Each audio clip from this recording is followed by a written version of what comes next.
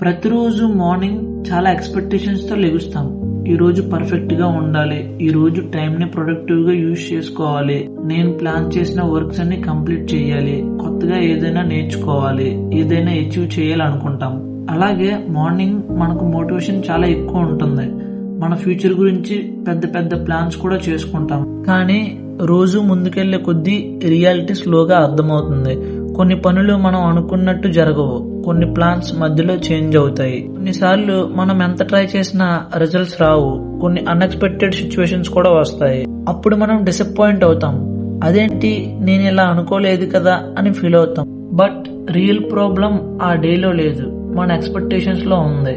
అందుకే ఒక్క విషయం గుర్తుపెట్టుకో, ఎక్కువగా ఎక్స్పెక్టేషన్స్ పెట్టుకుంటే ఎక్కువగా డిసప్పాయింట్ అయ్యే ఛాన్సెస్ ఉంటాయి. అందుకే జస్ట్ నీ వర్క్ ప్రాపర్ గా చెయ్యి, ఎఫర్ట్స్ మీద ఫోకస్ పెట్టు, ఎక్స్పెక్టేషన్స్ కొంచెం తగ్గించు. అప్పుడు నీ లైఫ్ చాలా సింపుల్ గా అండ్ పీస్ఫుల్ గా అనిపిస్తుంది.